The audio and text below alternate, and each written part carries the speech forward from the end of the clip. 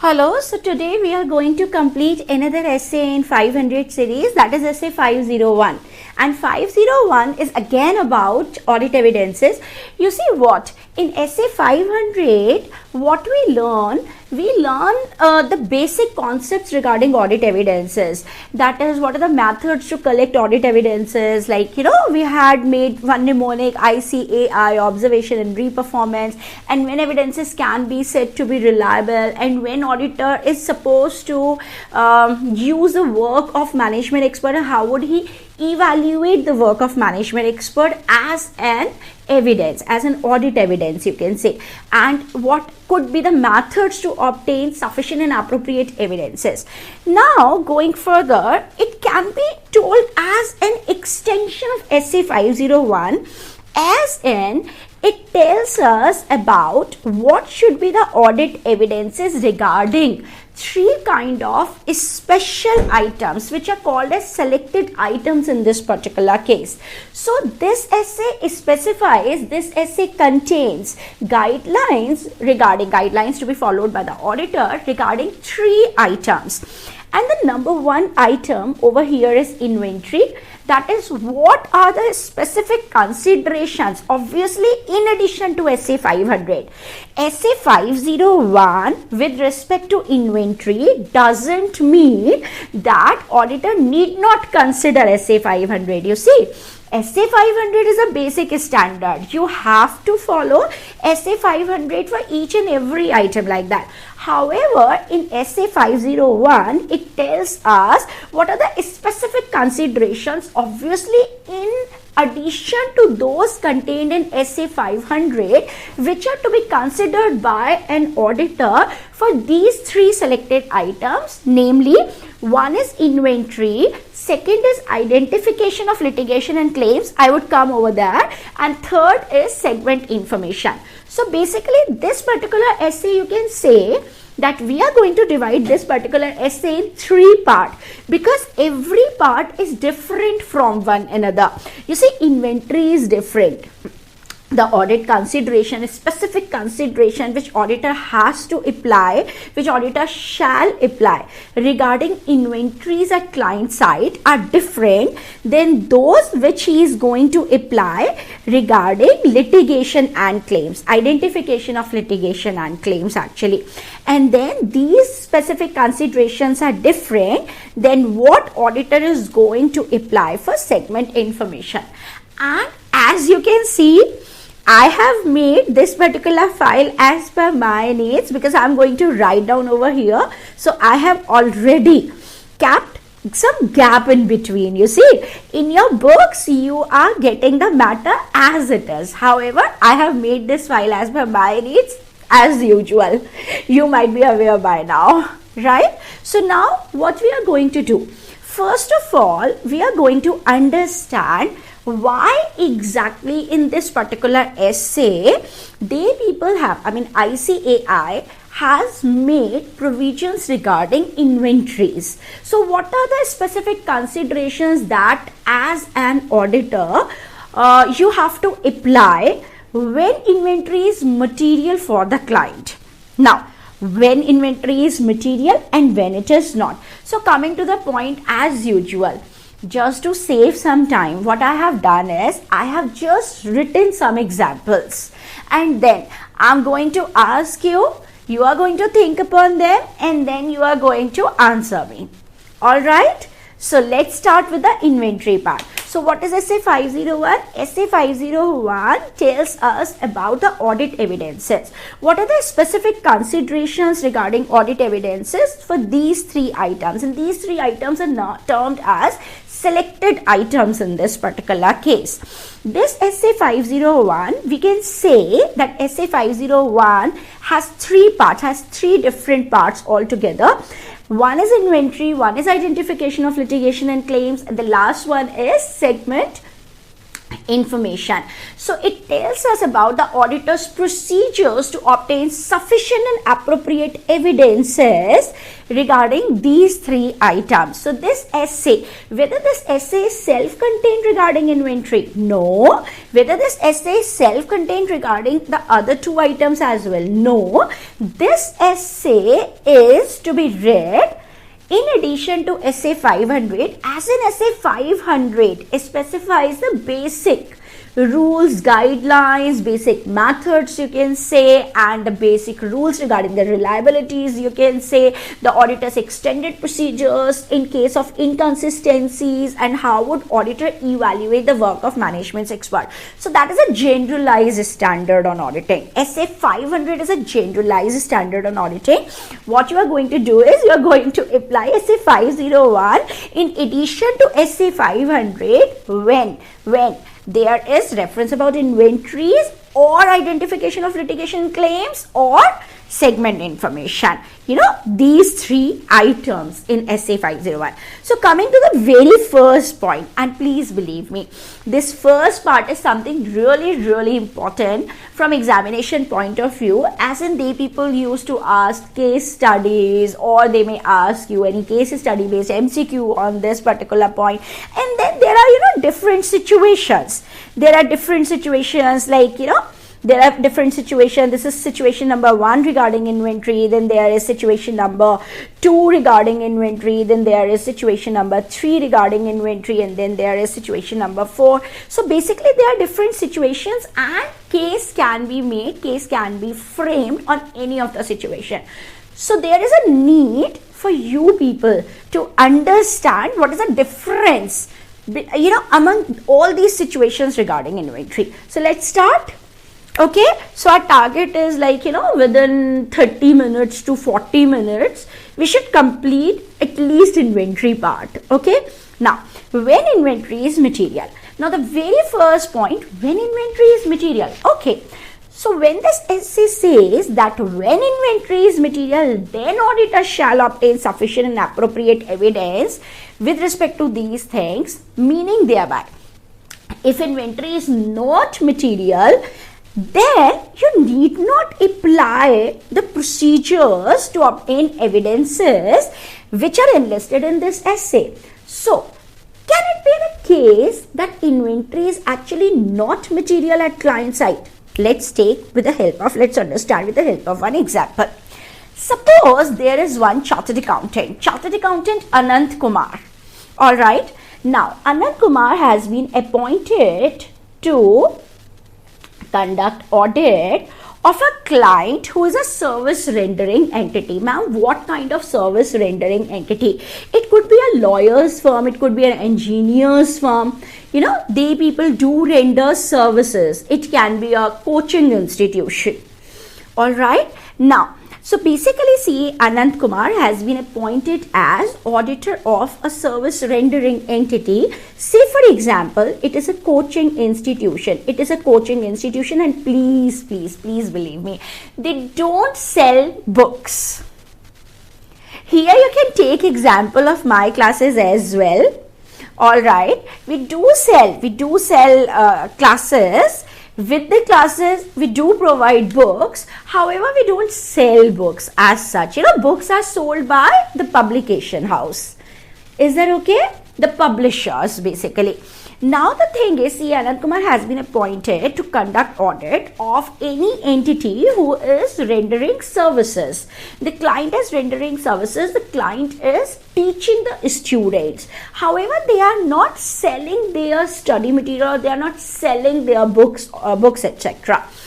Now, tell me, will there be some inventory? Please try to understand. Please differentiate between a coaching institution and differentiate between a coaching institution and a publisher. Suppose you might have gone to school. Obviously, I shouldn't actually ask this thing. Okay, let's take one example.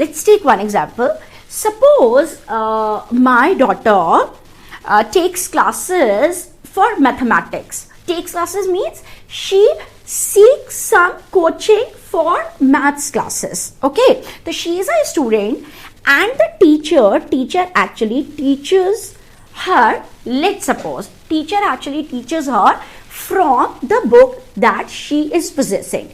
And suppose she is having the book, NCERT book is there, then whatsoever books are there, R.S. Agarwal and R.D. Sharma, I guess.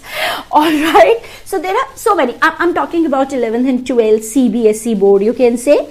So suppose my daughter is attending coaching classes, and in that coaching classes she is supposed to take her books and the teacher teaches the concepts to her. Now in this particular case, what this particular coaching institution or what the teacher is selling, there is only involvement of services. You know, the teacher is not selling the books. She is supposed to buy NCERT book. She is supposed to buy the mathematics ka book from the market, and then teacher only instructs her. Alright. And then suppose, let's suppose, like, oh my god, I mean, because I know how much I paid for her board, you know, classes. So let's suppose the teacher charges 500 rupees for one class. Let's suppose it could be 500, it could be 600, it could be even 1000, right? So now the thing is, the teacher, the revenue the teacher is getting, that is only for the services, and teacher is not selling any kind of inventory. Now tell me, and the teacher is having huge revenue, you know, having huge turnover, you can say. Now please tell me, is there, and CA Anant Kumar is expected to perform audit of such an entity which provides coaching to the students on mathematics, on accountancy, on BST and on economics to 11th and 12th class students, let's suppose.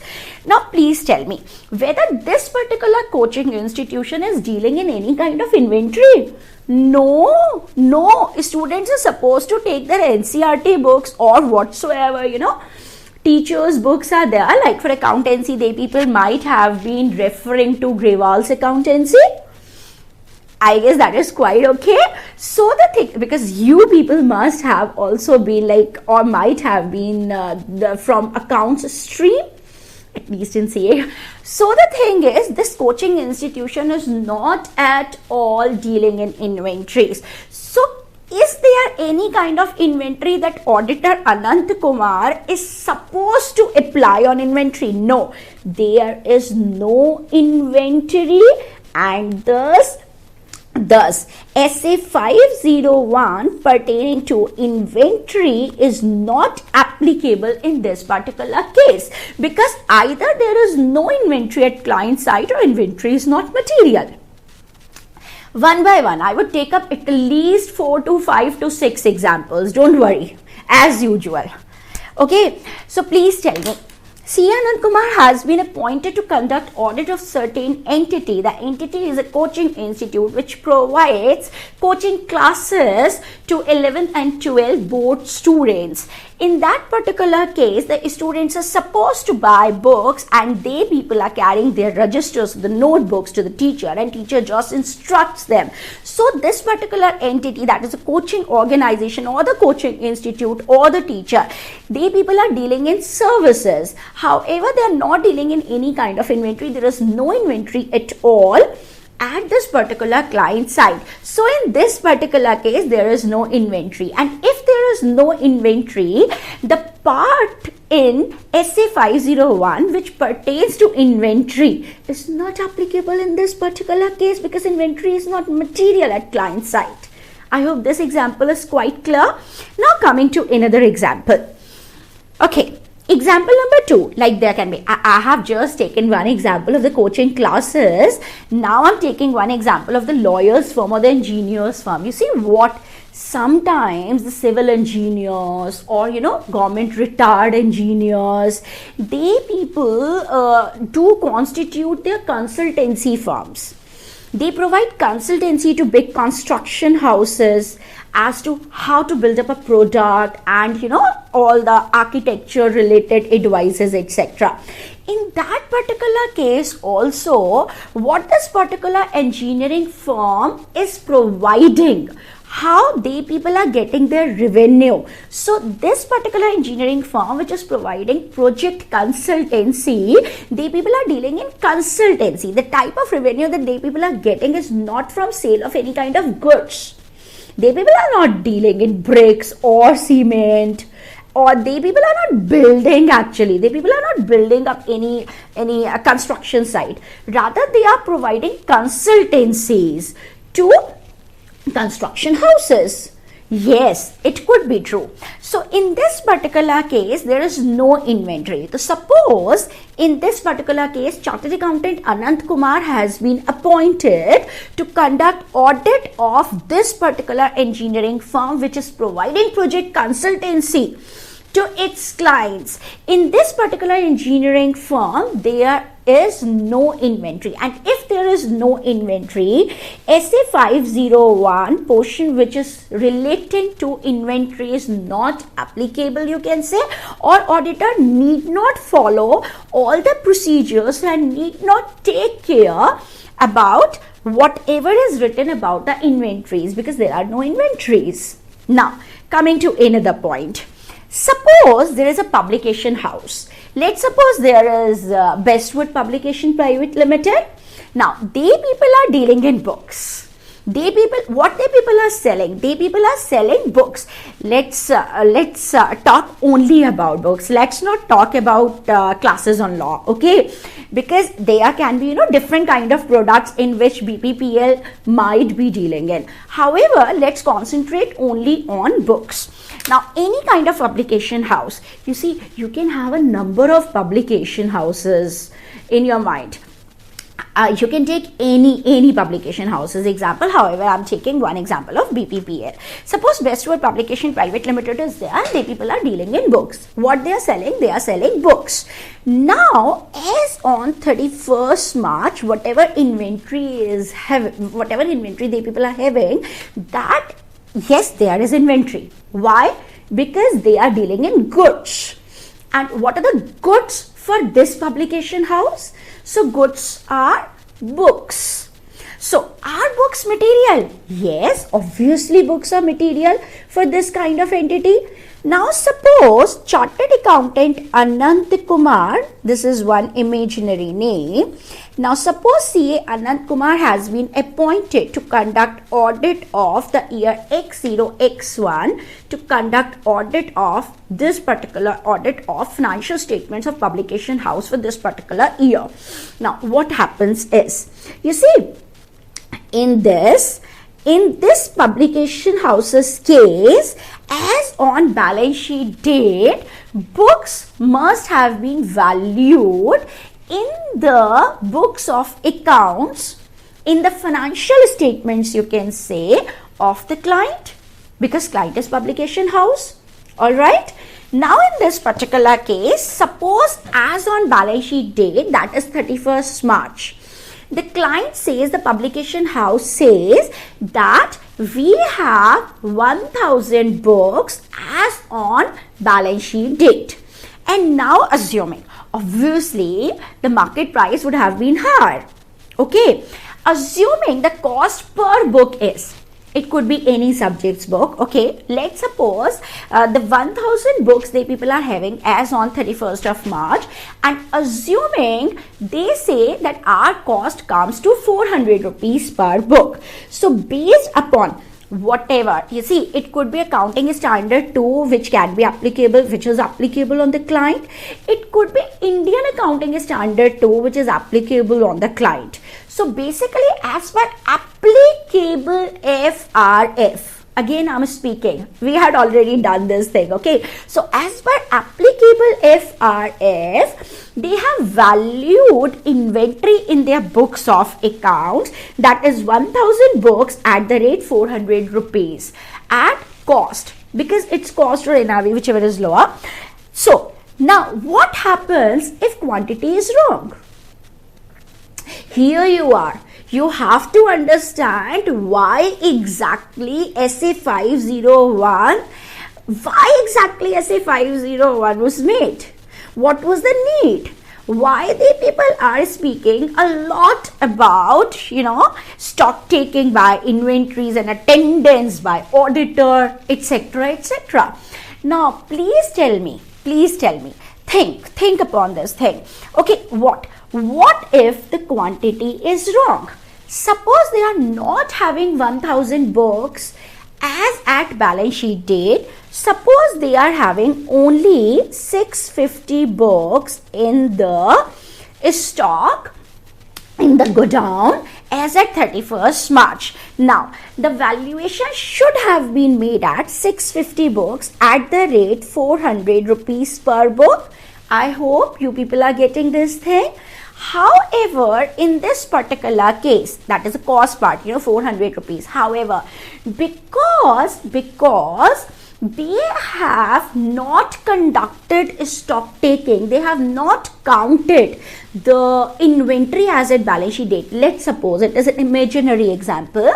So, what they say that yes, we have 1000 books in the books of accounts, and then in that case they simply multiplied 1000 books by 400 rupees. So there is huge difference in what is the valuation of inventory that has been shown in the books of accounts and what it should have been. What is actual amount of inventory as at balance sheet date. So the valuation of inventory depends upon the counting of inventory. If the counting of inventory is wrong, now suppose they have missed out 200 books. No, there are not 1000 books. There are actually 1200 books. However, they have counted it wrong or they have not conducted a stock taking at all. In that case, they have just, on estimated basis, they have said, okay, 1000 books must have been there. So let's multiply 1000 books by 400 rupees, which is the cost.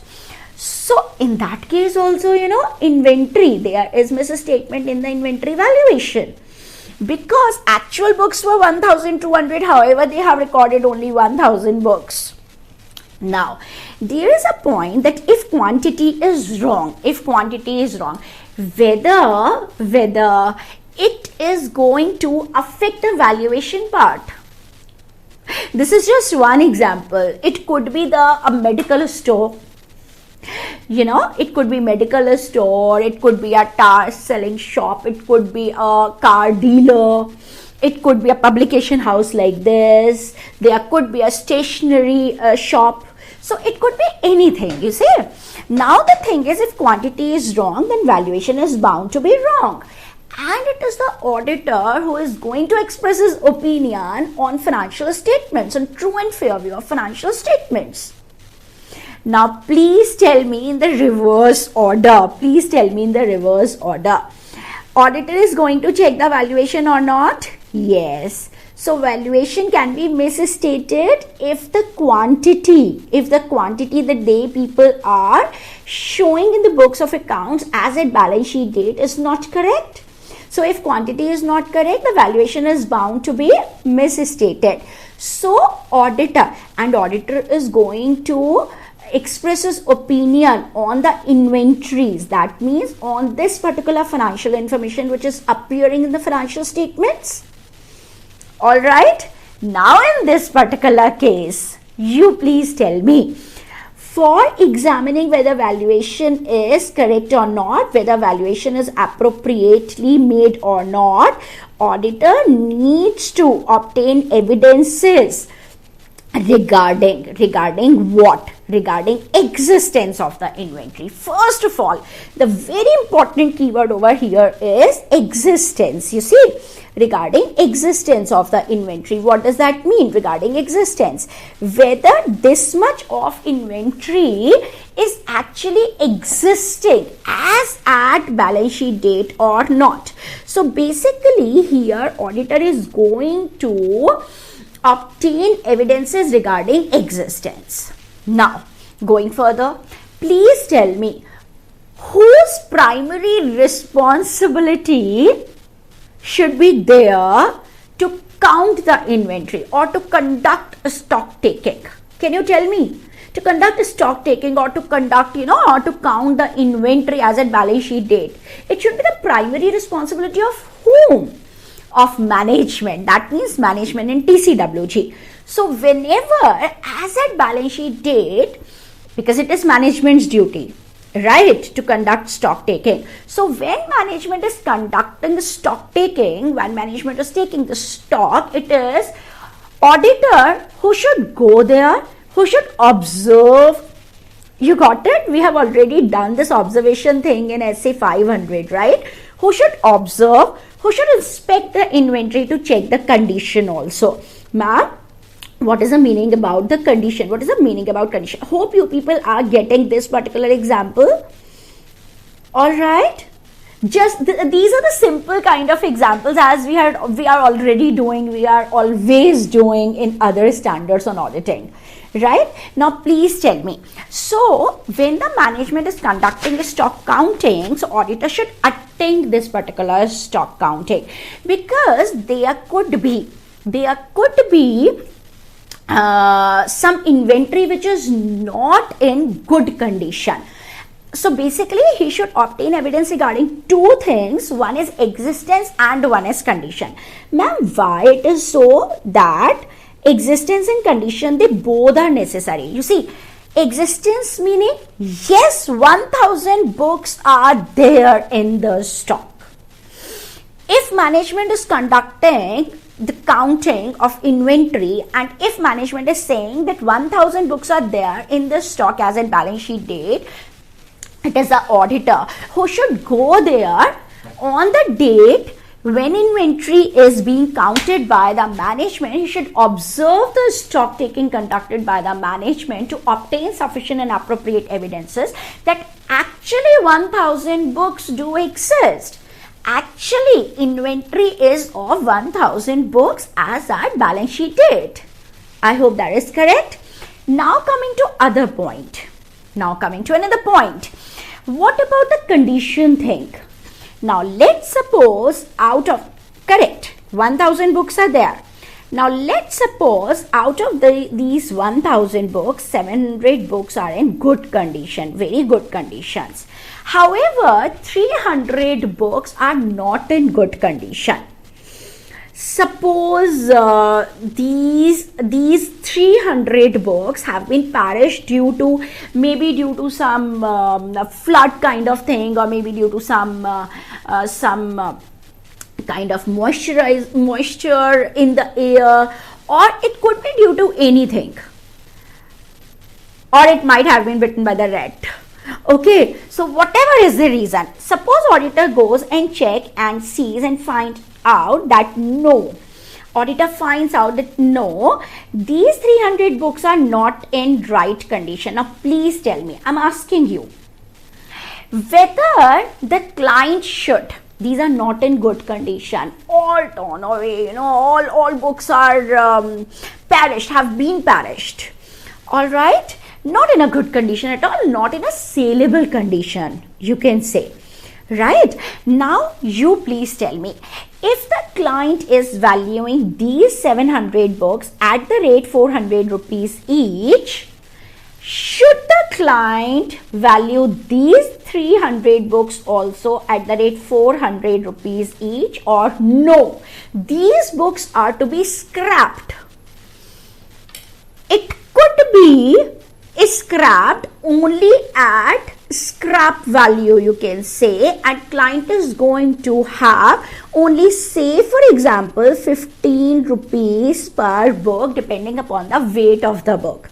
You see, suppose these scrap books, or this particular waste material, you can say, suppose it is sold in the market at not as per a book, right? It is sold in the market at 15 rupees per kg. Alright, in this particular case, these 300 books cannot be valued at 400 rupees per book. Rather, these should have been valued at the realizable value. I hope this particular point is quite okay with you people. right? So now auditor is actually concerned about two kind of things. Auditor is actually concerned about existence and condition. Because if the condition is not good, then it is going to affect the valuation of inventory in the books of accounts.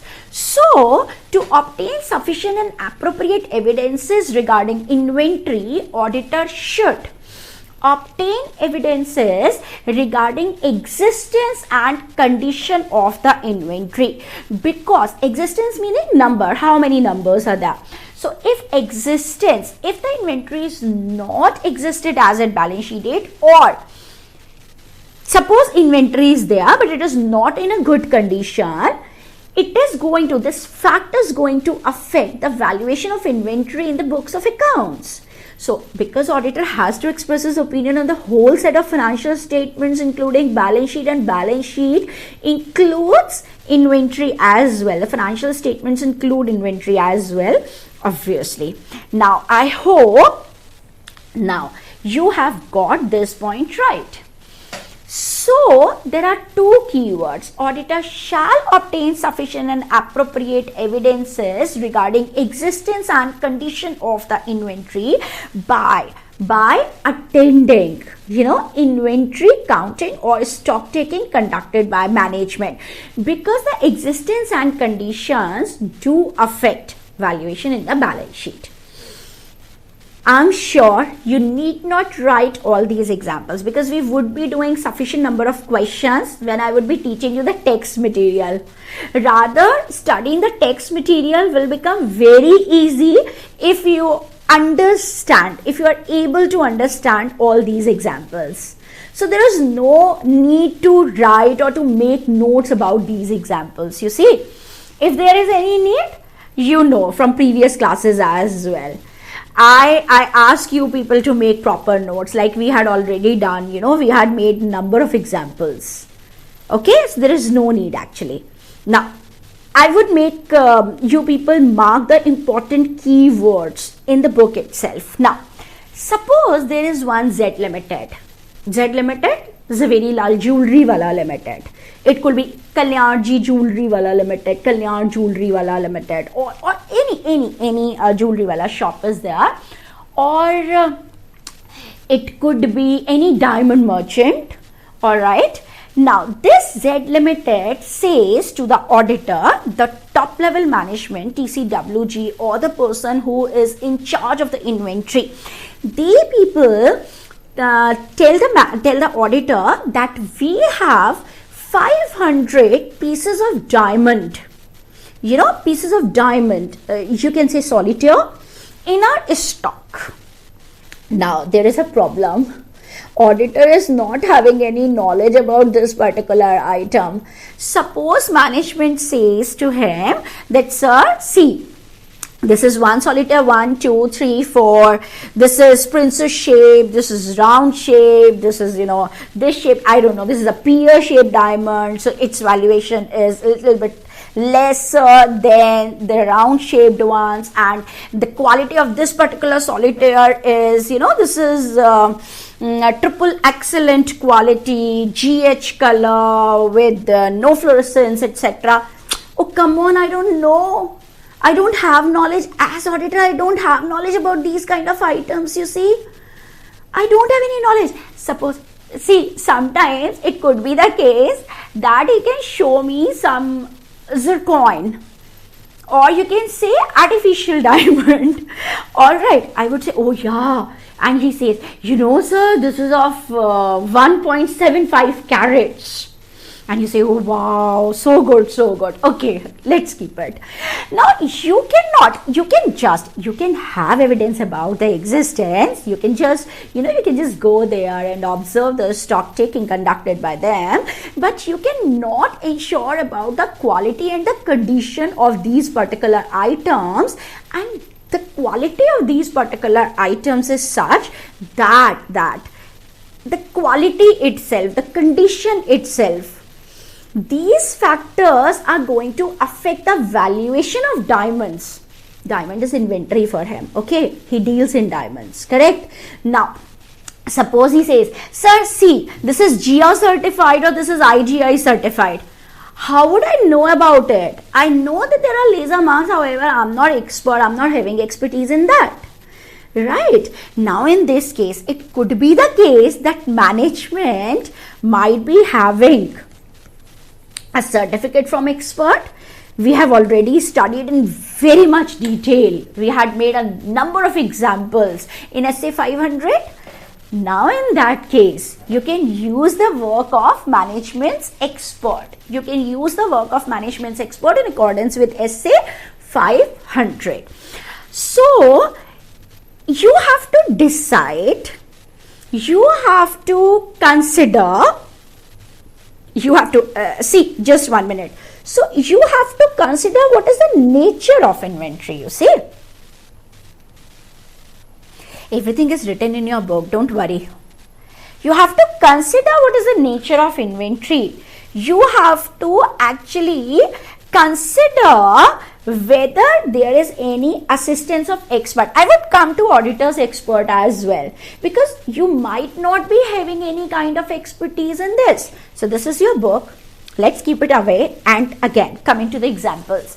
Now please tell me whether there can be such case or not. Yes, there can be such kind of case wherein you might not be able to have sufficient appropriate evidences regarding existence and condition just by attending and observing and reconciling the inventory records, because you kind of lack expertise in this particular item. You don't have any kind of knowledge about these particular items. So in that case, you might use the work of management's expert, or in any case, if you are not satisfied with the work of management expert, then you are not going to rely on management's expert to have an evidence which is sufficient and appropriate. Rather, you would use the work of auditor's expert in SA 620. So this is the same concept. You see, are you able to reconnect? Are you able to relate this particular example of SA 501 with that we had already done in SA 500? Alright, because there the expert is any person who possesses a special skill and a special knowledge in any field other than accounting and auditing. Right? Now, coming to another example.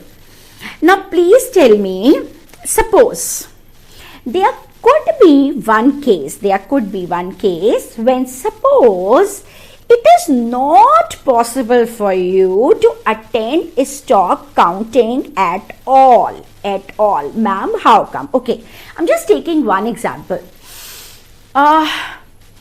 This example can be very easily be framed in the form of a case study. However, I'm just explaining to you people in a very simple terms. Suppose there is a vendor who deals in army uniforms. Okay. Now, there could be a case that the base godown of this particular vendor is in Delhi. They deal in army uniform, the army uniform which is specifically designed, those green colored, wherein the army people may hide themselves in case of any kind of attack, etc., in grass or greenery. So, the vendor's base godown is in Delhi. The vendor says that, okay, sir, I'll conduct my stock taking on 31st of March. Now, what happens is that auditor says, okay, you conduct stock taking, okay, you do stock taking, and I'll also come along with my team. I would observe the stock taking conducted by you, and side by side, I would observe so many things like internal controls, and I would check the inventory related records. Now, vendor says, but sir, out of the total inventory, 200 uniforms I had already sent at a location, at a godown which is there at the border. So, it is these particular uniforms, I deal in uniforms, in army uniforms. So, most of the uniforms, most of the inventory is kept at the base godown. However, some of the inventory, say for example 200 units are kept at the border, near China border, you can say.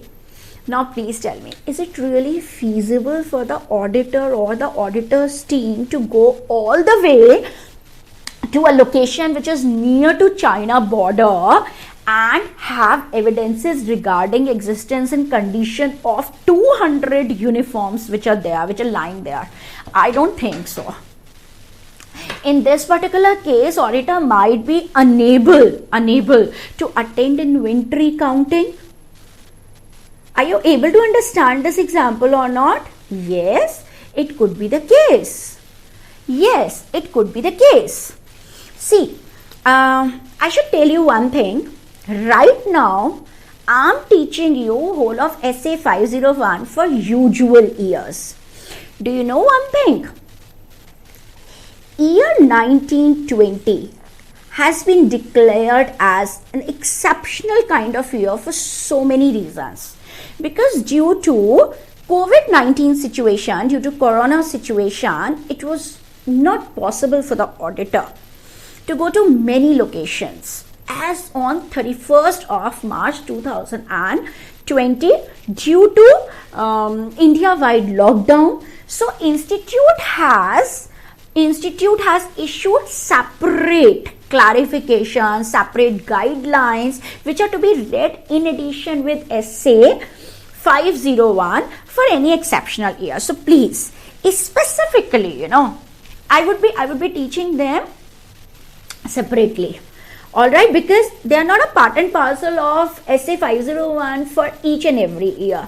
Due to Corona situation, there can be some impact on this particular year, basically on going concern assumption, on inventory related procedures which auditor was supposed to carry out. So basically here I'm not taking any example wherein ICAI had issued separate guidelines for one particular year.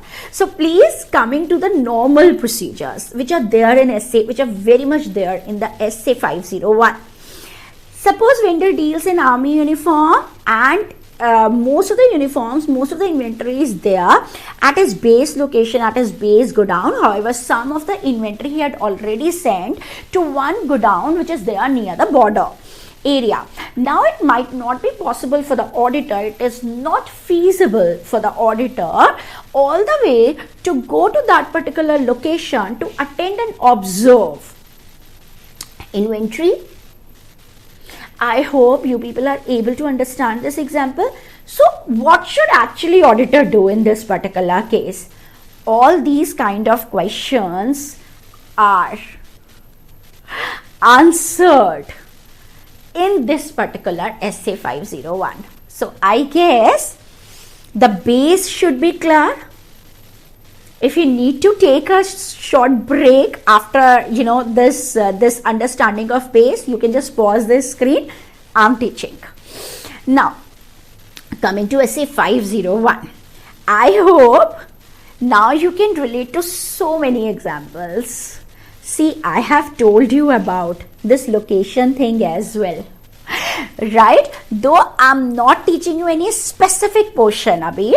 However, we have already done so many examples, which can be so many case studies, so many scenarios, case study scenarios, which would help us in understanding the various provisions of this particular essay, right? Now, it says when inventory is material. So obviously, you need not carry out procedure to obtain sufficient and appropriate evidences regarding inventory when there is no inventory or when inventory is not material. For example, in the case of such a coaching institution which I have told you, or in the case, I guess you got it right, okay, or in the case of lawyers firm or engineers firm who provide project consultancies. Right? Next, he shall obtain. Who is he? Auditor. So, auditor shall obtain, making it obligatory for him to do. This shall. word. Obtain sufficient appropriate audit evidences with respect to two things. I guess all these keywords are very much understandable now. Existence and condition. Because if inventory does exist, however, if the condition is not all right, then it is going to affect the valuation, then it is going to affect the amount at which inventory is valued in the financial statements. Correct? Now, by attendance at physical inventory count, so it is the auditor who should go and attend and observe, listen, and observe management's count procedure, whether management, observing, we have already done this thing in SA 500, observing, whether management is counting correctly, whether the management has counted this particular lot of inventory correctly or not, so I'm just observing, I'm just witnessing whether they people are counting the inventory, they people are conducting the stock taking in appropriate manner, in proper manner or not. Now, I should inspect the inventory. Why should I inspect the inventory? To know about the condition of the inventory. Because if inventory is not in good condition, it should not be valued at cost. Rather, it should be valued at, realizable value if realizable value is much lesser. Now, he should perform test count. We have already done re-performance thing in SA 500. I hope you people are able to correlate it with that, with all those provisions, right? Perform test count. Okay, management, you have counted this particular lot. In this particular lot, you are saying that there are, say, for example, 250 uniforms are there. Okay, sir, would you please let my article perform recounting? Okay, article, please come and please recount it again. Now article again recounts the same. So there are 250 uniforms. Okay, that means, okay client, thank you so much. That means your counting procedures are alright. Right? So what you are doing? You are performing test counting on the counts which had been made by the client. Evaluate internal control. I know you might be knowing about it. You see what? Whenever inventory count or whenever stock taking is in progress, the client usually maintains internal control. Sometimes, some of the client, what do they do is, basically, they people stop trading. There can be a bookshop which halts all its trading, which is not buying the books or which is not selling the books or which is not selling the stationery or not buying the stationery as at 31st March. They say that this particular shop is closed today. What date is today? Today is, say, for example, 31st March. What they are going to say? The shop is closed. Why shop is closed? The shop is closed. The shop is closed because inventory counting is in progress. And suppose we are going to obtain fresh stock of inventory or we are going to sell the inventory, it is going to affect our counting procedures. So this is the kind of internal control. This is one example. Okay. So this is one example on internal control wherein client says, okay, we suspend our trading operation on the day when we do conduct stock taking. I hope this is quite okay. So what you are going to do, I hope now you are able to recall all these, keywords. When inventory is material, then auditor shall obtain sufficient and appropriate evidence, because this is 500 series basically which deals with audit evidences, and this part deals with inventories with respect to two items. One is existence and one is condition. Existence meaning whether there are really those many units in the stock as client is claiming, and condition, whether all the units are in good condition or not, because if they are not in good condition, then definitely inventory valuation must have been made at a much lower value. Okay, like maybe in case of perishable goods or when the goods are torn or something. Now attendance. By attendance at physical inventory count, you should evaluate the internal control, where the client is maintaining proper internal control. Whenever stock taking is in progress, he should observe management count procedure, he should inspect the inventory to check the condition of the inventory. He should perform the test counts as well. So he should perform some sort of test count on lots of the inventory which had already been counted by the management, right? And he should examine entities' final inventory records. Final is stock ledgers, you can say, final is stores ledgers which they people used to maintain, and comparing them with actual count result. You might have done this in your CA foundation, I suppose. You might have made accounts like FIFO or weighted average basis, that there is one column receipt, then issues, and then balances are there.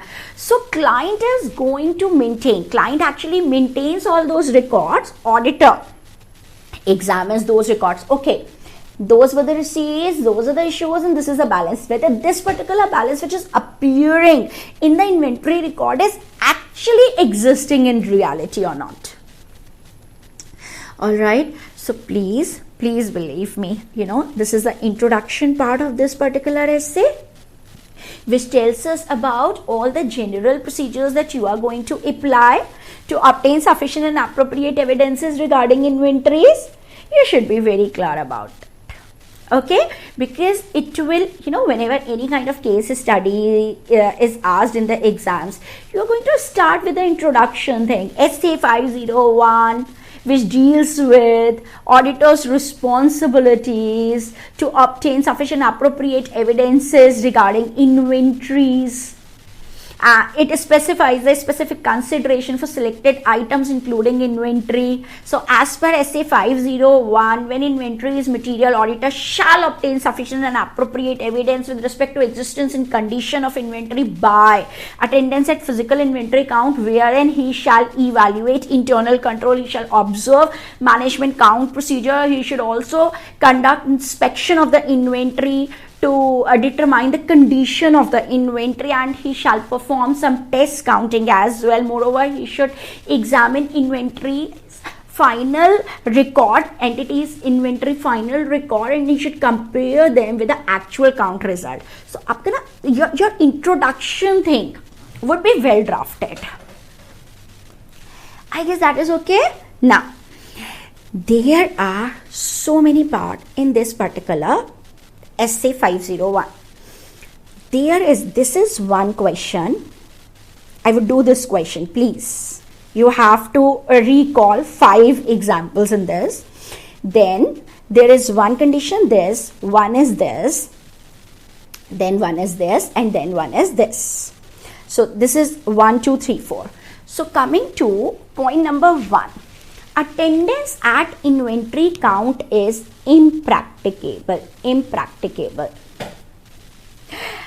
I'm taking number of examples to make you people understand that there is difference, among this situation and this situation when auditor is unable to attend, and this situation when inventory itself is counted other than balance sheet date by the management. So these are different kind of situations. You have to apply the case study scenario to understand what is the difference, Now, coming to this particular thing, attendance at inventory count is impracticable. What does that mean? The client is conducting inventory account. The client is, taking the inventories. However, it is not practicable for me. It is not practicable for me to go there and attend the inventories. Now, what is the example? I have just taken the example. I hope you people got it right. Ma'am, what was the example? Can you please again tell us? This is the example. Now, management says that, sir, in the godown which is near to the border, near to the Indian-China border, there are 200 units of uniform which are kept there. I say, okay, that's okay that you are saying that at the border 200 uniforms are still there with you people. Now, why don't you do one thing? You please provide a written representation to me regarding this. Client says, okay sir, not a problem at all. I'm going to write it down and I'm going to provide WR to you. Now please tell me, can you say WR is sufficient evidence with respect to inventory? No doubt you can go and observe the inventory which is kept at base godown in Delhi. However, you find yourself unable to go to the border place, okay, to go to the border, to the godown which is situated at the border. Now, please tell me, even if management provides you with a written representation, what we had studied in SA 580? You have to relate what we have studied. WR is substitute for other evidences. Can WR be regarded as a sufficient appropriate evidence at their own? No. So only WR may not be sufficient in this particular case. Now what can I do? I should perform alternate procedures. See, remember, we had done these alternate procedures in the flow chart which we prepared, which we had made in SA 505 as well regarding external confirmation.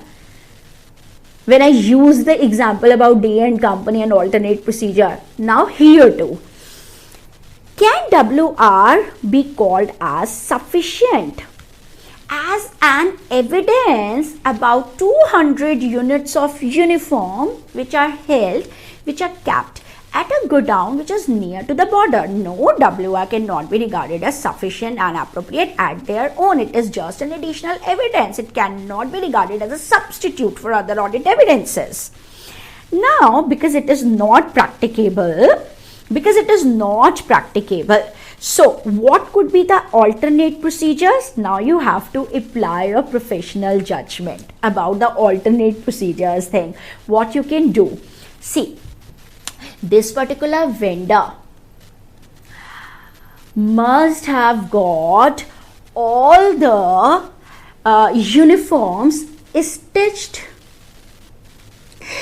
You can seek the records of stitching. All right. These might not have been, stitched at some roadside tailor, at some tailor shop. These might have been stitched in big stitching factories. So obviously you can see the production record. You can do reconciliation of those production record, you can say, stitching record in this case you can say. Then please tell me, by some means these uniforms, the packets of the uniforms must have been transported to the godown which is located at border. So obviously some transporter services or some courier services might have been used in this particular case. You can seek external confirmation from the transporter as to how many units the transporter had sent to. These might have been sent through the transporter, and transporter might have been outsourced. Right, so you can have evidence from that particular transporter as to how many units he had transported to the godown located near to the border area. Okay, now what you can do? You can reconcile the production record, or suppose they have bought these uniforms from someone else, those purchases records with the inventories which are there at the base godown. Whatever inventory is not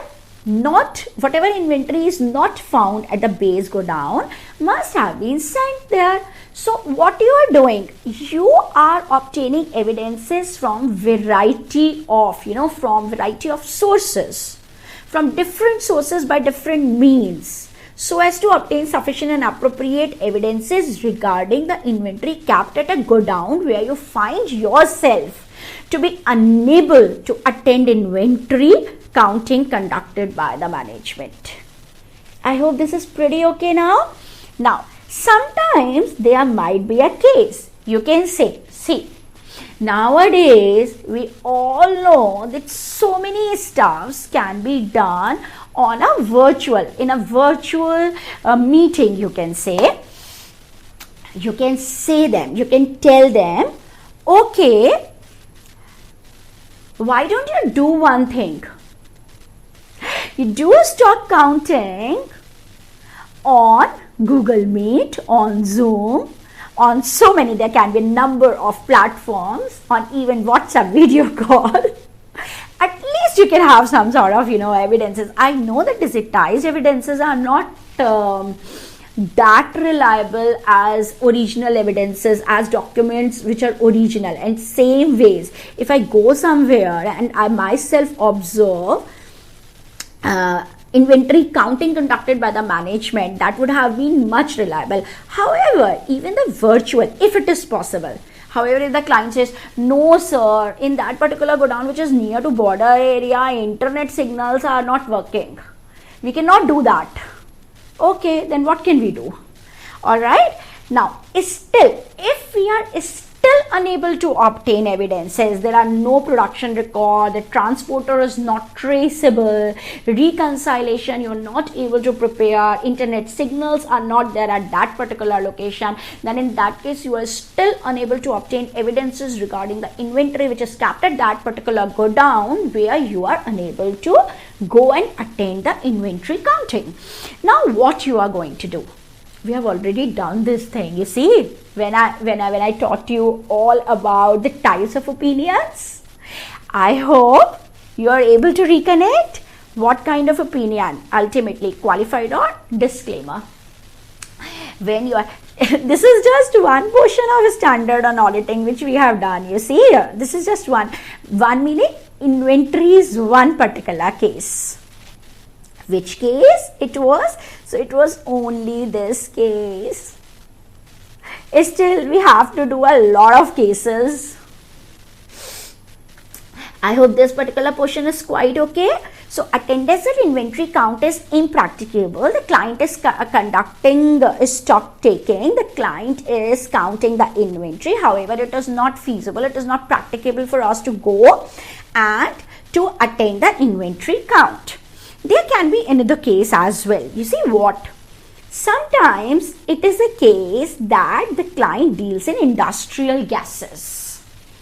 They say, oh, so many cylinders are there, sir, in this per cubic meter, this much of gases are there, and you see, all these are there. Now, how can you conduct stock? How can you attend and, observe the stock taking conducted by management?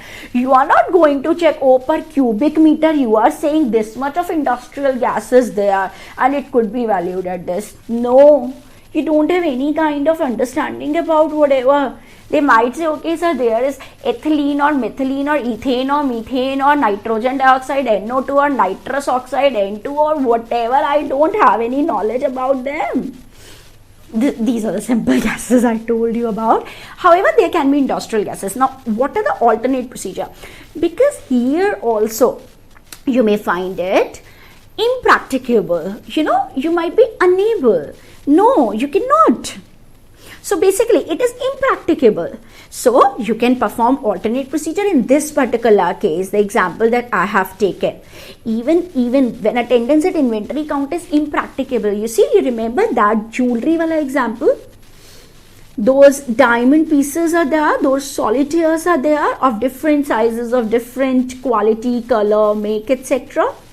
Of certified from different certifying facilities.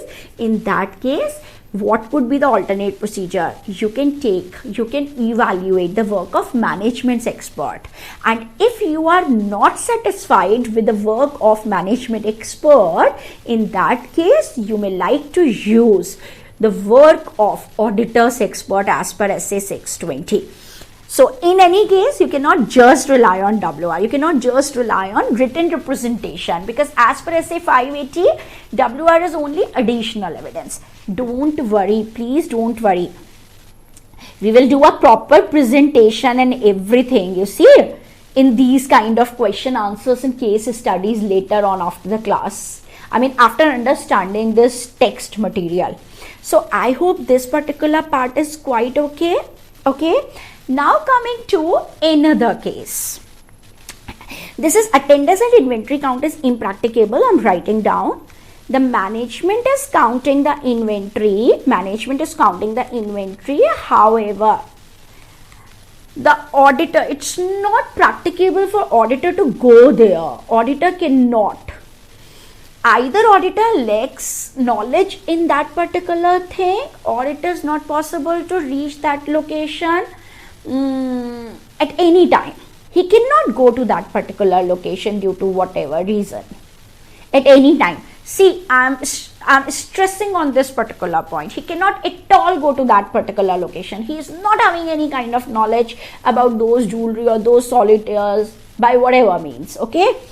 Now, because it is going to affect the examples on these 2 points. Now, what does they say? Coming to my second example, inventory counting conducted at date other than balance sheet date. See, there is huge difference between point number 2 and point number 3 as well. Okay, in point number 2, it is the management who decides that no, I am not conducting stock taking on balance sheet date. Ma'am, why it is so? The management says, see, I have already told you that corona year I'm putting aside. Okay, specifically I won't take any example in making you people understand this basic thing, because for corona year, that is for 1920, all about inventory counting and all, which were applicable only on that particular year 1920, which were applicable only on 1920. Those are separate guidelines by ICAI. I generally take up those separate guidelines only when those are applicable by ICAI in separate class. Okay, because that is one exceptional year. You cannot generalize the things. So specifically, no example there, just simple example. When I'm making this kind of example, please don't ever assume this particular example which I'm taking relates to 1920. No, it doesn't relate to 1920. Okay, what happens is, management says, sir, 29th of March is Thursday, say for example, and that is Ram Navami. Okay, then he says, sir, for example, I have told you that I'm keeping this particular space empty. Then he says, sir, 30th March is Friday and that is a Good Friday. Okay, that is a holiday. Then he says, sir, 31st, though my shop would be open for business purpose, however, 31st March is Saturday, then 1st of April is Sunday, and then 2nd of April is Eid. Let's assume. Now he says that due to this long weekend or long holiday, I have very less of this stuff with me. Even I'm not available. So what I'm doing is, I'm going to conduct my stock taking on 3rd of April. I'm going to count my inventory on 3rd April. When you discuss with the client says, sir, I'm going to conduct stock taking on 3rd of April. You say, then why 3rd of April? Because your shop is open for business. He says, sir, I have very less of this stuff, during these particular days. Stuff is not there. You say, okay, no props. As per SA 501, I am expected to attend inventory counting being conducted by you only. Whatever date you decide. Now, suppose as on 3rd of April, suppose they people deal in furniture. Okay, they people deal in furniture, say for example in Delhi, Kirti Nagar. Now, the client says so, and what you do is, okay, done. Now, the client deals in particular kind of chairs. Okay, office chairs, like this kind of office chair. Now the thing is, on 3rd April, they conduct inventory counting. You go there, you attend the same, and you have obtained evidences that yes, the inventory is, say for example, 700 chairs. Let's suppose. Now, but in the balance sheet, the inventory as at balance sheet date is going to be valued. Now in this particular case, you have to perform procedures on intervening transactions. Ma'am, what is the meaning of intervening transaction? You know, you have to obtain evidences with respect to the stock movement on these 2 days. Because suppose during these 2 dates, you people might have understood it by now. Because suppose during these 2 days 100 units were sold, all right, then in that case you are going to add 100 in order to reach the inventory units as at balance sheet date.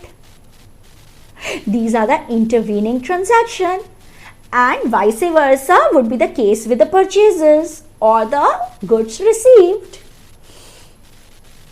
Are you able to correlate with this? Okay, so suppose in any case the management counts the inventory at any date which is, it is management's option, you see. In this particular case, management says that no sir, I'm not going to conduct inventory counting, inventory stock taking, you can say, as at balance sheet date. Rather, I would be counting. My staff would be there. I would be counting the inventory as at 3rd of April. Okay, you are going to go there. See, I'm telling you why I'm making different examples for each and every scenario. Because suppose the question comes on this particular scenario and you write down that particular example, impracticable thing. In impracticable, it was not practicable at all for you to go there and observe inventory counting by whatsoever means. Okay, however, here the management is counting the inventory. The management is conducting stock taking at a date other than balance sheet date, and you can very well go there. Now he shall perform additional procedure between count date. Can you tell me the count date in this particular case?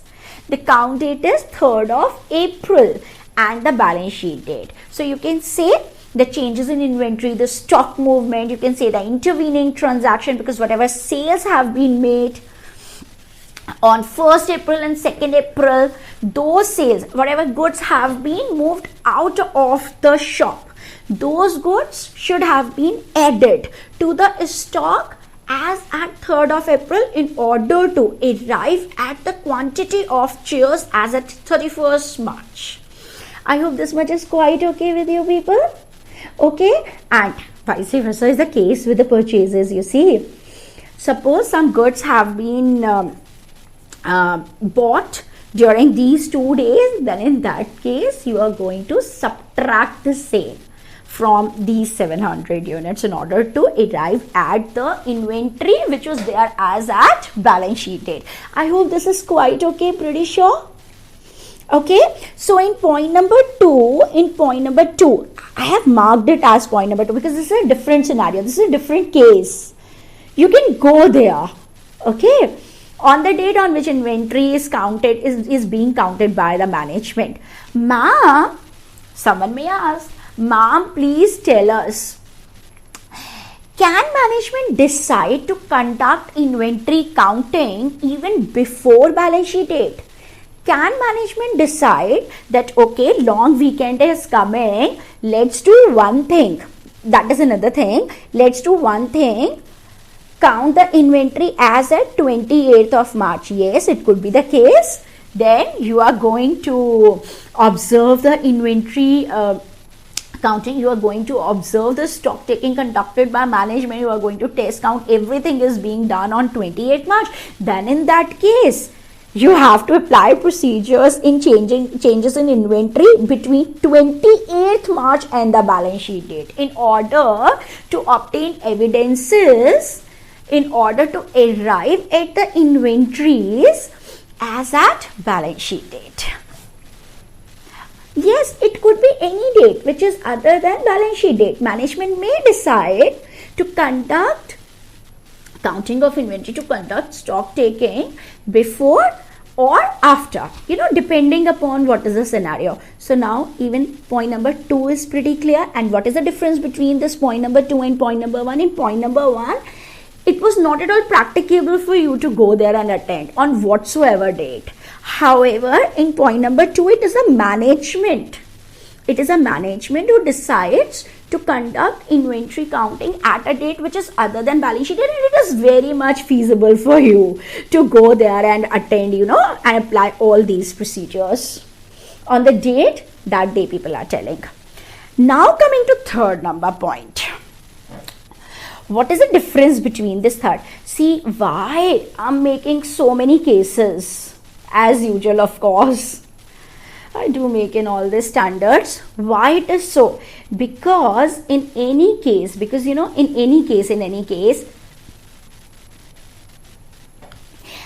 our ICAI expects you people to write down only the specific provisions which are applicable on the particular case study which is there in the exam. So you cannot just mix up with the provisions. All right. So that is why it is really necessary. It is really necessary to differentiate between, all these points. Now, coming to this thing. Okay. Here it is. It says, auditor unable to attend inventory count due to unforeseen circumstances. It is the auditor who cannot go. The management is counting the inventory. The management is conducting stock taking as a balance sheet date, but there are certain unforeseen circumstances, something which could not be predicted, unpredicted situation, due to which auditor finds himself unable to go there and attend the same. What is the thing? Now, see, you are able to understand now that the language of this point number 3 is very much different, entirely different from point number 2, and point number 1 was entirely different than these 2 points, correct? Now, auditor unable to attend inventory count due to unforeseen situation.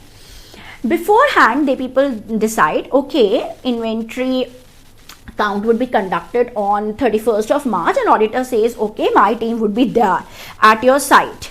Now, the client is ready to conduct inventory counting, stock taking. However, auditor is not able to attend. What happens? Suddenly, it could be due to earthquake, it could be due to some sort of flood, it could be something related to, something major related to auditor's own health.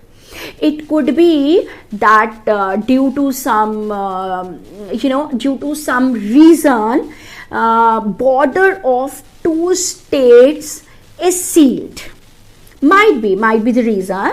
There could be any kind of disturbances. You see, in India, we people used to witness communal riots at so many places. We cannot say anything, we cannot do anything sometimes. So, suppose auditor's office is in Delhi, auditor resides in Delhi, his staff is in Delhi, and the client's godown is in Gurugram, you can say, or Gurgaon, you can say. So, Gurugram or Gurgaon is near to this particular place, near to Delhi.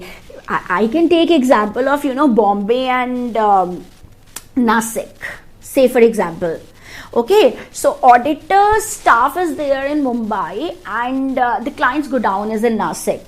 Now auditor finds himself unable to reach to Nasik district due to whatsoever reason. There could be some riots, there could be some due to some sort of earthquake, some sort of any kind of issues, any kind of flood in between, the traffic jams could be there, something major mishappening with the auditor's family could be there due to whatsoever.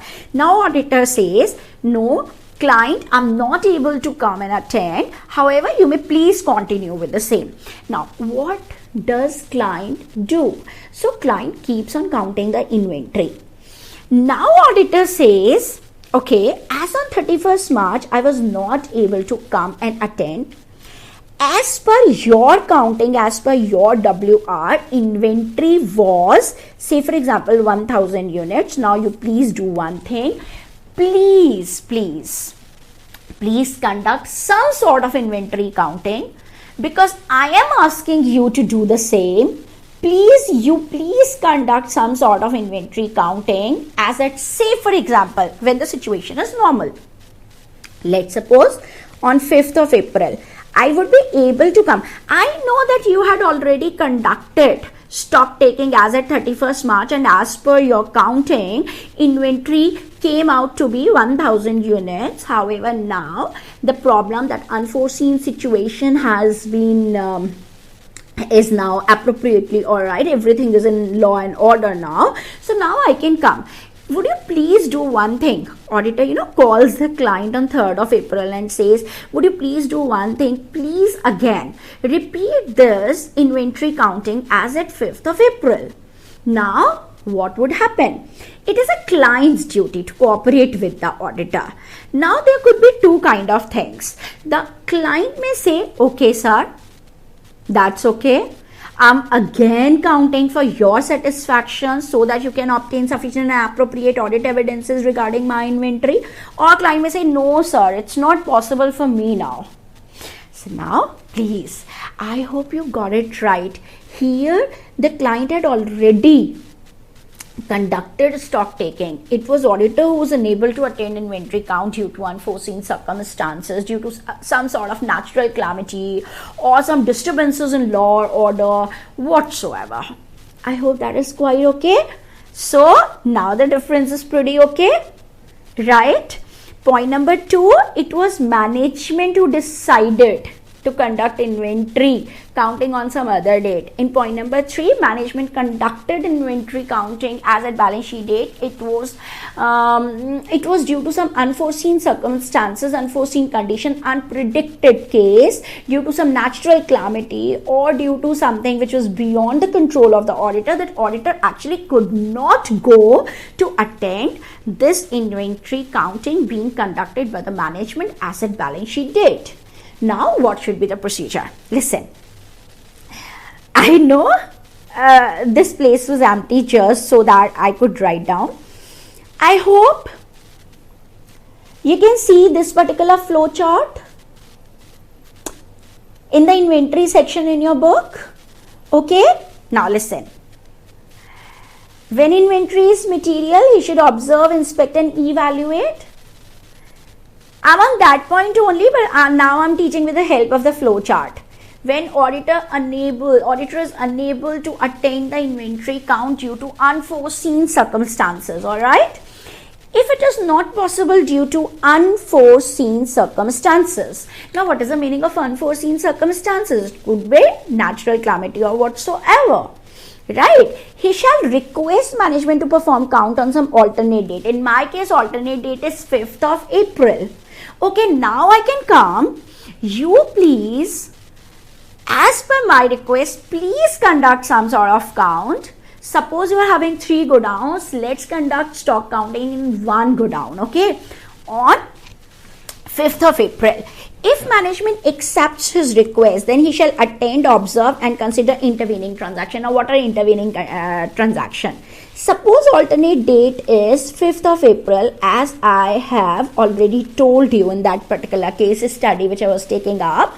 In this case, if management accepts the same, okay, then you will go attend, observe on 5th of April and consider intervening transaction. Now what would be intervening transaction? Both the dates inclusive. The transaction which occurred from 1st of April to 4th of April.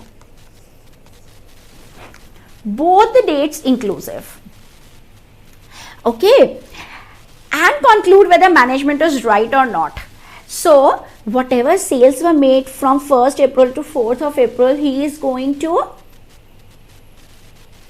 add on. I guess that is pretty okay, right? And or you see, vice versa sort of thing. Then he shall conclude whether management is right. If management is right, then yes, he has obtained sufficient and appropriate evidences. However, if management is not right, that means management's counting of inventory as at 31st March happened to be wrong. In that case, he is going to express either a qualified or adverse opinion if the inventory is appearing at wrong amount due to wrong counting by management as at balance sheet date.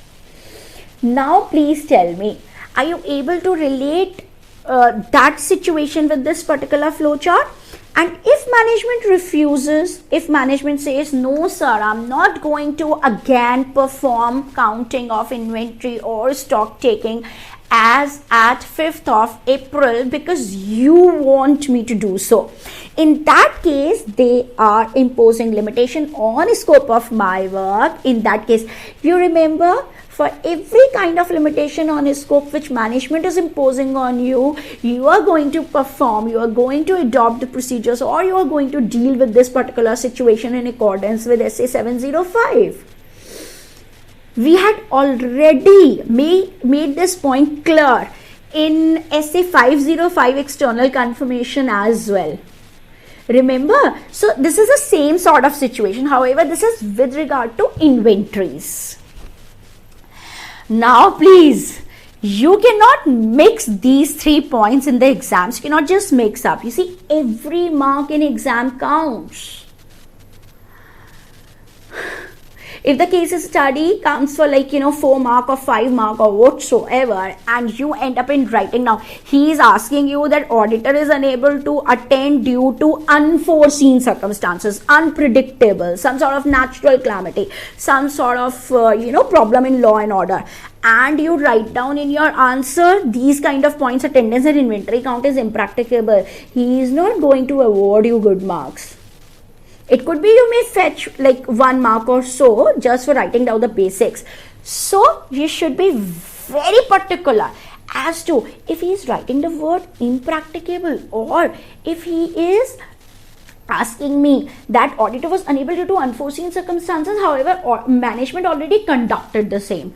In that case, auditor requests the management to conduct some sort of inventory counting on some alternate date, and in that particular case, it is the auditor who should go there on that alternate date, on some different date, and conduct procedures on intervening transactions, and accordingly he should express opinion. I guess that is quite okay. Now 1, 2, 3. Now the last case study based scenario, that is 4th situation. Inventory under control of a third party. Ma'am, who can be the third party? Okay, listen. Sometimes it happens that goods are in transit.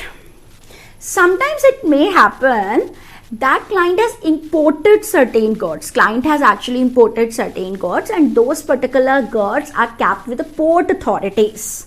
Sometimes it may happen that client is not having a good go down. The client has capped its goods, its inventory with those who provide warehousing facilities. Sometimes it may happen that certain goods, maybe with respect to non-perishable goods like jewelry items, something, or imported watches, etc., that certain goods are capped with the creditor or with the banker as a security. Okay, so in those particular case, that means there can be a situation that inventory is under control of a third party. This third party can be a transporter, it can be a warehouse, it can be it can be um, port authorities, customs authorities, you can say. It can be that client has outsourced. It can be the situation, there can be a situation that client has outsourced the safekeeping of his inventory with some third party, and that third party is called as service organization, like you say BPOs, business process outsourcing. Okay, so basically their function of holding the inventories might have been outsourced by the client itself. Now what happens? So if inventory is under control of third party, again come to the chart please.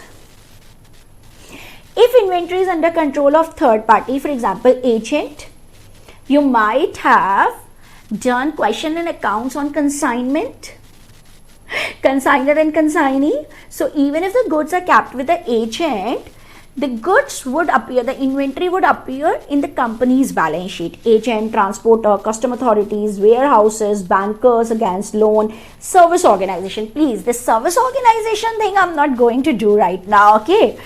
Because this SA 402 totally deals with service organizations. Alright? Now, so in that case, auditor shall obtain WR. Suppose client says, sir, this much of goods are in transit. So auditor can say, okay, first of all, you can provide me with a WR, written representation specifying the goods which are in transit, which are with the transporter. However, SA 580 says that only WR are not sufficient. Only written representation cannot be relied upon. So in that case, auditor shall need to obtain sufficient and appropriate evidences by applying different procedures from different sources, right? Third party confirmation, he can check invoices, bills, warehouse receipts. Suppose in the case of imports, there is bill of entry, bill of lading, there is bill of entry, etc. Even with the transporter, etc., GST challans can be checked. SA 402, not for today at least, okay? And subsequent receipt. Ma'am, what is the meaning of subsequent receipt? I'm telling you. So all these, by performing all these procedures as far as applicable, you can obtain sufficient and appropriate evidences regarding inventories held by third parties as at balance sheet date. What is subsequent receipt? Suppose goods are with the transporter. Okay, goods are in transit. Someday goods will reach the client's godown.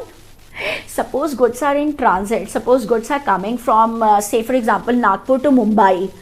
And you are based in Mumbai. You are auditor, you are based in Mumbai. Your client is in Mumbai itself. And the goods are coming from Nagpur to Mumbai on 31st of March. Someday they will reach Mumbai. Suppose the client says that, sir, on truck, say for example, 400 units of inventory are coming. Now on Sunday, suppose inventory reaches them on 2nd of April.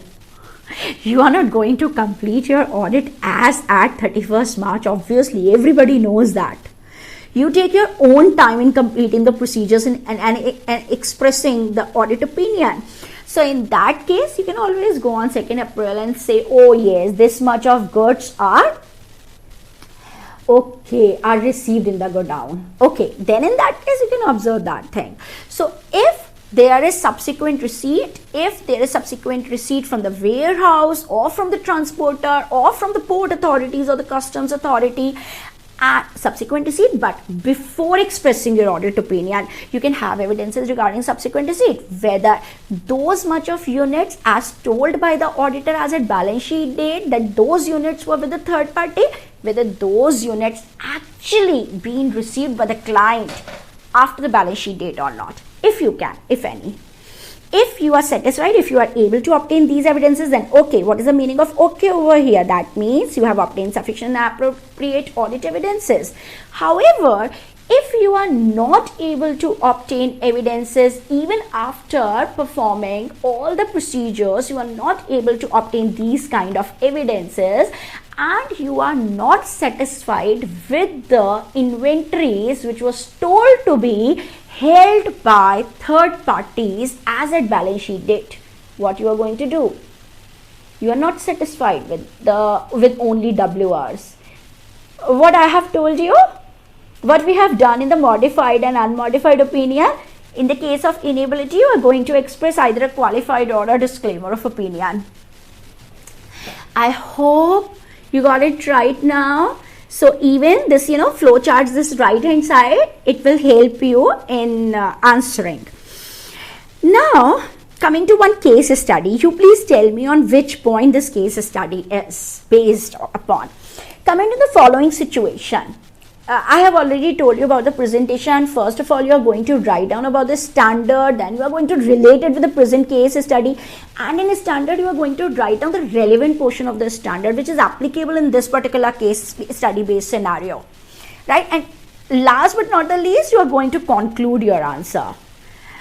Conclusion in this case would be like whether he had obtained sufficient and appropriate evidences, or what kind of opinion he is going to express. All right. Auditor of AAS Limited was unable to confirm the existence and valuation of imported goods lying with a transporter. Okay. Which situation you are going to apply? Which portion of essay you are going to write down in this? Whether the practicable case? No. Whether inventory counting conducted at other than balance sheet date? No. Whether auditor was unable due to unforeseen situation? No, it's not unforeseen, but it is inventory under control of a third party. I hope you would be able to apply. I would be doing, integrated case study based MCQ. Then your knowledge would be tested actually. Whether you are able to apply so many standards when a particular kind of question is being asked in the exams or not. So I guess you can very well write it down with only, and accepted a certificate from the management without obtaining other audit evidences. So obtaining a certificate from management, meaning thereby I have to write down about SA 580 as well. Isn't it so? Right? Okay. So I guess even this is quite okay. So in this case, he can easily verify with the bills, records, confirmation from transporter. He should not have relied only on the management certificate. Thus, he has not obtained sufficient and appropriate evidences. Okay. Now, see, this is really important, needless to say. That is why we have to, and you see what, this is totally case study based. Why there is need to make so many examples? Because different example will be, made for a different scenario, and there are all are different scenarios, right? Now, coming to this thing, matter relevant in planning attendance at physical inventory count. Now, what are the matters? Ma'am, actually this is the starting portion of essay. However, you are taking up this portion, a starting portion of essay about the inventory thing. However, you are taking this portion after teaching us all the scenario. Why it is so? Because now you have done all the cases. You would be able to understand each and every word of it with examples. Now, matters relevant in planning. So, please do it at the end when you are done with the examples, at least to a significant extent. Now, what are the matters in planning attendance? Planning, so at what time I'm going to attend the physical inventory counting procedure being conducted by management, whether I can actually go there or not. So you are not planning. Actually, this planning procedure, this particular planning takes place before actual conduct of the procedure, because before actual conducting all these things, before actually obtaining all these things. However, now you would be able to understand. Now in this case, this is altogether a different thing. You see, they are not going to ask you to write down all the procedures or inventory. Rather, they are going to ask a question on a particular point of inventory. Okay, so nature of inventory. Why nature of inventory? Because sometimes nature of inventory can be that you don't have any kind of knowledge about that inventory. For example, in the case of the solitaire or industrial gases. So first of all, you should consider what is the nature of the inventory that client is dealing in, and then you may properly plan out when and how you can go there to attend and observe. ROMS, risk of material misstatement relating to inventory. Some sort of inventory is such that there are high risk of material misstatements. Ma'am, how come? When something is related with the quality thing, say for example, in the case of diamonds you can say, or in the case of gold you can say, there is high risk of material misstatement relating to inventory. They can show you a fake diamond, they can show you American diamond or something, and they can value it at the proper, at the certified diamonds rate, but you won't be able to understand about it. So there may be certain kind of inventories wherein ROM is high, when it is really difficult to judge the valuation, to judge the condition, to judge the existence and the condition of the inventory. If it is the case, then in that case you may plan work using work of management expert or auditors expert. Now, a stage of completion of work in progress. For that, again, you may need to obtain a certificate from management expert, and if you are not able to rely on management expert, then in that case from your expert. Sometimes it is the case that you have been appointed as auditor of a construction house. For them, inventory is the flats in which they people are dealing in. They people deal in, multi-storied building, the flat system. That case also, you might not be able to find out the stage of completion. The timing of physical inventory counting, because there might be a case that they are not conducting inventory counting or stock taking as at 31st of March. Suppose they themselves are carrying out inventory counting as at, say for example, 2nd of April. In that case, you are going to attend inventory counting on 2nd April only. We have done the example, there was a long weekend. Next, internal control relating to inventory, whether there are internal control or not. If internal controls are very much in place, if internal control has been designed and these have been operating effectively throughout the year relating to inventory, then in that case, you may perform less extended procedures. However, if internal controls are not there relating to inventory, then you may need to perform extended procedures regarding inventory. Normal rule. Next, whether the entity maintains a perpetual inventory system. You might have done it in costing, in intermediate costing inventory chapter, I guess. This perpetual, continuous and periodical. So it depends. Few of the clients, what they people do, they don't actually rely on just periodical inventory counting, on just at balance sheet date. They people throughout the year carry out inventory counting. In that case, it depends. You can go throughout the year, on a sample basis. And the location in which inventory is held, including the materiality of inventory and ROM at different location. You see, we have already done the border wala example. Alright. Next, whether the assistance of auditor expert is needed. Yes, auditor's expert might be needed. If auditor lacks expertise, auditor lacks knowledge in the kind of the inventory in which client is dealing with. So basically, these are the factors which actually auditor should consider in advance, so as to plan what are the procedures that he is going to undertake regarding the inventory thing. So I guess we have done things in this particular topic. See, rest of the things on this inventory thing, I want to, cover up the next topic now, that is identification of litigation and claim, and why this particular identification of litigation and claim was actually made in this particular case. So basically, rest of the MCQs, case study based MCQs, I will be covering up later on.